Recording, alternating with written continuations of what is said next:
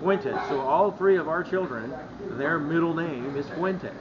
That's the tradition in the Philippines. Yeah, exactly. And so our first son, John T, all one name. He does not have a second first name. It's John T. Fuentes Royce. Mm-hmm. Our daughter, my wife, named her Arabella Grace, which is a beautiful name. Arabella Grace Fuentes Royce. Okay. And then our youngest, our current youngest, I named James Tiberius. James Tiberius Fuentes Royce. Oh, Captain Kirk. Yep. So there's awesome, a definite movie theme to my son's names, all of them, with the exception of my first. John William was named after my grandfather. James Tiberius. James Tiberius, yeah. Well, and now here's the quiz, and for those of you out there watching the video, where in what movie does the name John T come up? Ooh, John T. So we think about that one. Yeah. Oh yeah, that's a good one. James Tiberius, that's obvious. You know, if you're a Trekkie, you know. Okay. Now we're gonna skip a little bit. Let people think about that. You can put that in the comments. I'll do a shout out for you if you can get it. Okay, and I want even a tougher one. Okay, my second son, his name is Joseph Lee. All one word, but Joseph Lee. What movie? Oh shit, I don't know. Now, if you out there in YouTube land can figure John that T. one I out. almost got the John T. Yeah. It's right there. We'll do that off camera. See if they can get it. Anyways, but this is another thing that I'm glad I got June here with me. We're gonna call him 99 for Bad Lash instead of Bad Lash when we're in LS. He already knows. He can call me Wolfie, anything. But as we were talking about, a lot of people don't know when you marry a Filipino and you have children, like he said, especially the females, strongly the females. If it's going to be Diana, and let's say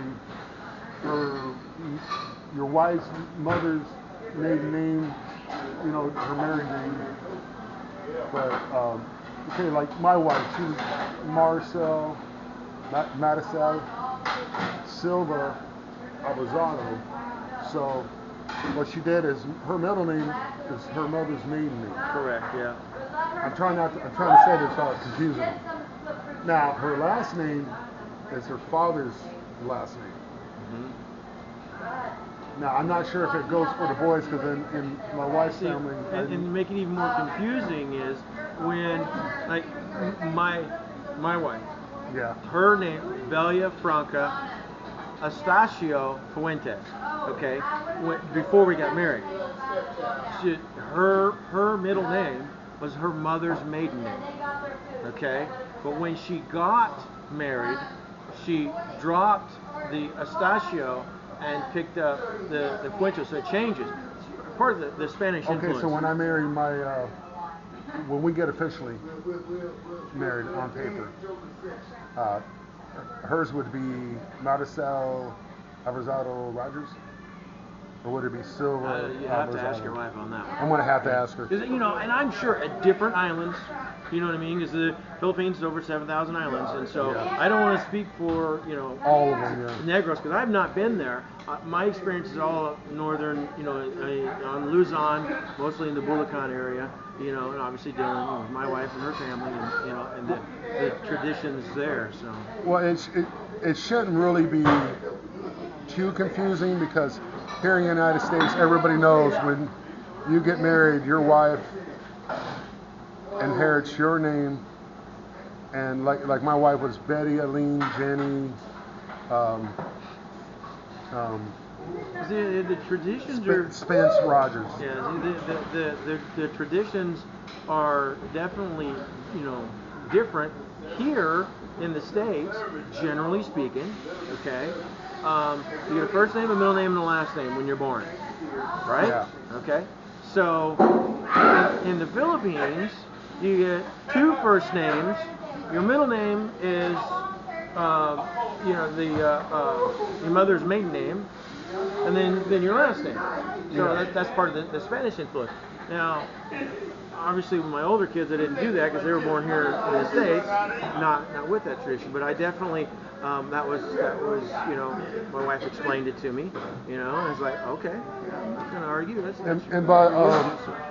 We're talking about getting married and wives and so forth. Number 99 ought to be able to relate to this. I don't know how it was when you got married in the Philippines, right? Yes. Okay. 2011. Right now, generally speaking, before you get a church wedding, you have to be. I'm not saying you might have to. I was told by many sources, you have to get a civil wedding first, and then the church will grant you, standing in front of a priest. Only because of I think that depends on the church, that because there's obviously there's a lot of different denominations. Yeah. And I think you might be referring to the Catholic Church. And again, don't quote me because I don't know for sure. My wife is not Catholic. She's born again, like myself, born again.